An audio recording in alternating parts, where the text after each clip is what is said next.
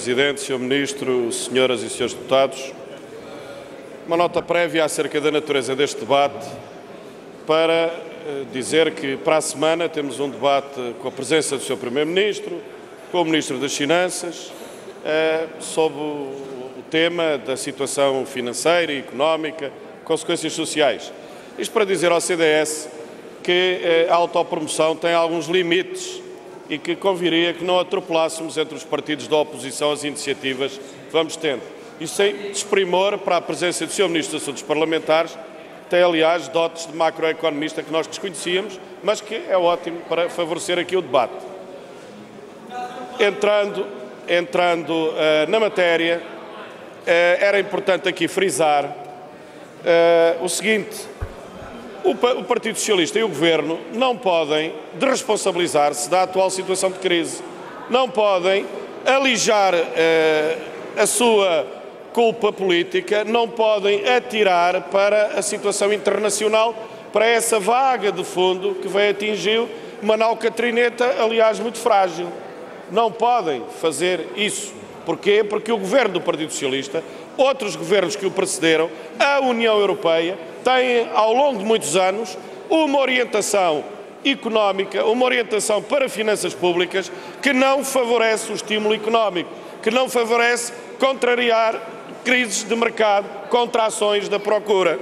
E, portanto, quando o Partido Socialista e o Governo, seguindo, aliás, a cartilha de governos anteriores, andou a arrumar as contas públicas, a poupar para os dias maus, essa é uma história fantasiosa.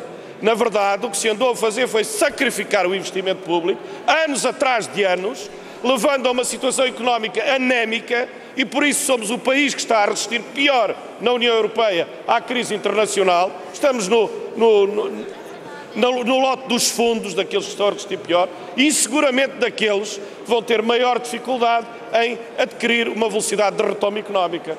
Portanto, esta aqui é a questão de fundo sobre a qual conviria que se fizesse alguma luz, porque a orientação política e económica que foi seguida pelo Governo não foi ajustada, não tem sido ajustada e não está ajustada na União Europeia. Aliás, o Tratado de Lisboa, que continua encalhado em Dublin, tem acerca das orientações económicas todo um monte de normas que já foram todas violadas pelos governos da União Europeia, incluindo o governo português. O que levaria, no mínimo, à constatação de que era necessário fazer uma reflexão, repensar tudo aquilo que tem sido a orientação económica neoliberal da União Europeia e que não só não preparou para a crise, como, pelo contrário, adensa, avoluma todas as preocupações sociais, de desemprego, de incapacidade de dinamização da procura interna em todos os mercados da União Europeia. Senhor Ministro, senhoras e senhores deputados, é curiosa a atitude do Governo que, em relação àquilo que é dificuldades da banca, dificuldades acerca de garantias de crédito, de apoios à dinamização da liquidez da banca, à recapitalização da banca, tem uma atitude prudente e diz-nos: não sabemos se as medidas são suficientes ou não. Pode ser que venhamos a ter que tomar outras medidas. Aqui, várias vezes, isso já foi afirmado pelos principais responsáveis deste Governo.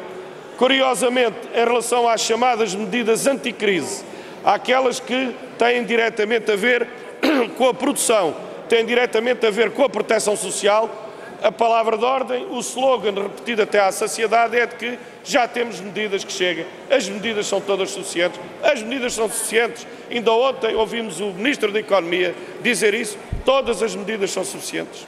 É preciso pô-las em prática. Não são necessárias mais medidas. Este é o Governo que tem 2 pesos e 2 medidas.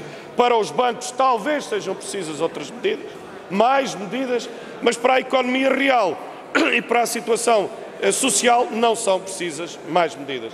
Eu queria contrastar esta posição dúplice da parte do Governo em relação à agudíssima crise que estamos a viver. E, Sr. Ministro dos Assuntos Parlamentares, Srs. Deputados da maioria, insistimos, mais uma vez, as vezes que forem precisas, para que haja o alargamento do direito ao subsídio de desemprego. Aquilo que, sob o eufemismo do alargamento da proteção social no desemprego, expressão utilizada pelo Sr. Ministro dos Assuntos Parlamentares ainda agora, o que quer dizer é alargamento do subsídio social de desemprego, não do subsídio de desemprego. São duas coisas totalmente diferentes. Totalmente diferentes. Um é o direito e o outro é um bónus. O que os senhores não querem dar é o direito. É o direito. E condenaram, em particular, a juventude portuguesa, a não ter acesso ao subsídio de desemprego. Passou o seu tempo, tem de terminar, Sr. Deputado. Termino, Sr. Presidente. Condenaram a juventude portuguesa porque a maior parte daqueles que não conseguem ter os descontos suficientes para aceder ao subsídio de desemprego vêm de trabalhos precários, são jovens e, portanto, fizeram uma condenação geracional, etária, contra uma parte da sociedade portuguesa. Tem sido esta a medida do Partido Socialista e do Governo contra a crise.